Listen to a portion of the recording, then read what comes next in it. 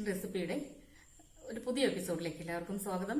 ഇന്ന് നമ്മൾ ഓണം സ്പെഷ്യലായിട്ട് ഒരു പുതിയ റെസിപ്പി, വളരെ സ്പെഷ്യൽ ആയിട്ടുള്ള ഒരു റെസിപ്പി പരീക്ഷിക്കുകയാണ്. നേന്ത്രപ്പഴ പ്രഥമനാണ് നമ്മളിന്ന് ചെയ്യുന്നത്. പായസങ്ങളിൽ നമ്മൾ ഓണത്തിനും ഏത് സദ്യക്കായാലും പ്രഥമനാണ് കേരളത്തിൽ വളരെ പ്രധാനം എന്നുള്ളത്. അപ്പൊ നേന്ത്രപ്പഴ പ്രഥമൻ നമുക്ക് നോക്കാം എന്തൊക്കെയാണ് വേണ്ടതെന്നുള്ളത് നോക്കാം.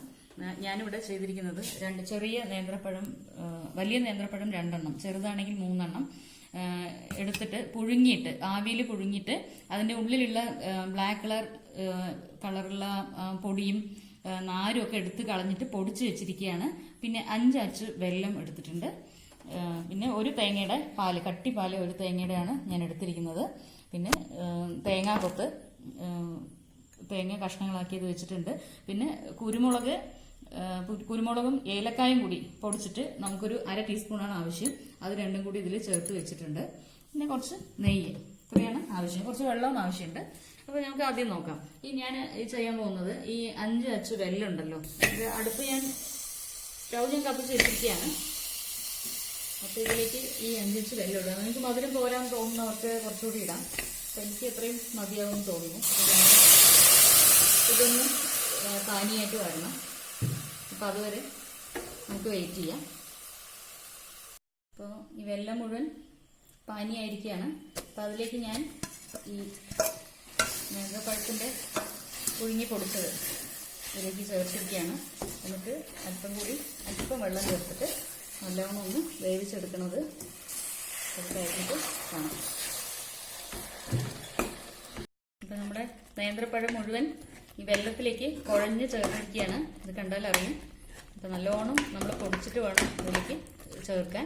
പിന്നെ ബാക്കിയുള്ളതൊക്കെയും ആ തരികളൊക്കെയും ഇതിലേക്ക് കുഴഞ്ഞ് നല്ലോണം മിക്സ് ആയിരിക്കുകയാണ്. അപ്പോൾ അല്പം വെള്ളവും കുറഞ്ഞിട്ടുണ്ട്. ഇതിൽ കുറേ നേരം നിന്ന് വേവണം, എന്നാൽ മാത്രമേ നേന്ത്രപ്പഴത്തിലേക്ക് നല്ലോണം വെല്ലമൊക്കെ പിടിച്ച് നല്ലൊരു ടേസ്റ്റ് വരണം. ഇനി ഇതിലേക്ക് നമുക്ക് ചേർക്കേണ്ടത് തേങ്ങാപ്പാലാണ്. അപ്പോൾ ഈ അധികം വെള്ളം ചേർക്കാത്ത തേങ്ങാപ്പാലാണ് ഞാനിതിലേക്ക് ഒഴിക്കുന്നത്. നിങ്ങൾക്ക് വേണമെങ്കിൽ ഒരു കാര്യം ചെയ്യാം, കുറച്ചുകൂടി ഗ്രേവി പോലെ ഇങ്ങനെ കുഴമ്പ് രൂപത്തിലാവണം എന്നുണ്ടെങ്കിൽ ഒരു ടീസ്പൂൺ അരിപ്പൊടി ഒരു അര ഗ്ലാസ് വെള്ളത്തിൽ കലക്കിയിട്ട് ഒന്ന് ഇതിലേക്ക് ഒഴിച്ചു കൊടുത്താൽ മതി. കുറച്ചുകൂടി നല്ല കുഴമ്പ് രൂപത്തിൽ വരും. ഞാനത് ചെയ്തിട്ടില്ല. അപ്പോൾ നിങ്ങൾക്ക് വേണമെങ്കിൽ കുറച്ചുകൂടെ വെള്ളം വേണം എന്നൊക്കെ തോന്നുകയാണെങ്കിൽ അങ്ങനെ ചെയ്യാം. പിന്നെ 2ാം പാൽ എടുക്കുന്നവരുണ്ടെങ്കിൽ അത് ആദ്യം ഈ വെല്ലം നമ്മൾ അലിയാനിടുന്ന സമയത്ത്, പാനിയാക്കാൻ ഇടുന്ന സമയത്ത് ആ 2ാം പാൽ ചേർക്കാം. ഞാൻ 2ാം പാൽ എടുത്ത് വെച്ചിട്ടില്ല, ഇത് തന്നെയാണ് ചെയ്തിരിക്കുന്നത്. അപ്പൊ തേങ്ങാപ്പാലിട്ട് നന്നായിട്ട് ഒന്ന് വരേണ്ടതാണ്. നന്നായിട്ടൊന്ന് ചൂടായി വരണം, അധികം തിളയ്ക്കരുത്. നന്നായിട്ടൊന്ന് ചൂടായിട്ട് 1-2 തിള വരുമ്പോഴത്തേക്കും നമ്മൾ ഇളക്കുന്നതാണ്. വരട്ടെ. നമ്മൾ ഈ തേങ്ങാപ്പാലൊക്കെ ഒഴിച്ച് ഒന്ന് തിളച്ച് തുടങ്ങിയിട്ടുണ്ട്. കുറച്ച് തിളയൊക്കെ ഇങ്ങനെ വരാൻ തുടങ്ങിയിട്ടുണ്ട്. ഇത്രേ പാടുള്ളൂ. അതിന്റെ ടേസ്റ്റ് അധികം പോവാതിരിക്കാൻ ഞാനിപ്പോൾ ഗ്യാസ് ഓഫ് ചെയ്ത് വെക്കുകയാണ്. ഇത്രേ പാടുള്ളത്. അപ്പോൾ ഇനി നമുക്ക് ചേർക്കേണ്ടത്, ഞാൻ ഈ ചുക്ക് പൊടിച്ചതും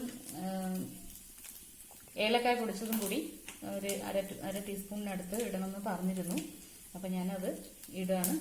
അത് ഇട്ടിട്ടുണ്ട്, ഇട്ടു. ഇനി വേണ്ടത് ഞാൻ ഇതിനിടയ്ക്ക് ഈ കുറച്ച് നെയ്യ് എടുത്തിട്ട് പാനിലേക്ക് ഇട്ട് നമ്മൾ അരിഞ്ഞു വെച്ചിരിക്കുന്ന തേങ്ങാക്കൊത്ത് ഇതിലേക്കിട്ട് മൂപ്പിച്ചുകൊണ്ടിരിക്കുകയാണ്. അപ്പോൾ പായസം ഞാൻ ഓഫ് ചെയ്ത് വെച്ചിട്ടുണ്ട്. ഇതൊന്ന് നല്ലോണം മൂത്തോട്ടെ. അപ്പോൾ ഇത് ഇട്ടിട്ട് ഇളക്കി വിടുക, ഈ ചുക്ക് പൊടി ഇളക്കുക. പിന്നെ വേണമെന്നുള്ളവർക്ക് അണ്ടിപ്പരിപ്പ്, മുന്തിരി അങ്ങനെയുള്ള സാധനങ്ങളൊക്കെ വേണമെങ്കിൽ ചേർക്കാം. ഞാനിതിൽ ചേർത്തിട്ടില്ല. ഇത് മാത്രമേ ചേർക്കൂ. പ്രഥമനിൽ മിക്കവാറും ഇങ്ങനത്തെ ചേർക്കാറുള്ളൂ. ചുക്ക് പൊടിയും ഏലക്കായ പൊടിയും പൊടിച്ച് വെക്കുക. ഞാൻ ഈ മൂപ്പിച്ച് വെച്ചിരിക്കുന്ന നെയ്യിൽ മൂപ്പിച്ച തേങ്ങാക്കൊത്ത് ഇതിലേക്ക് ചേർത്തിരിക്കുകയാണ്.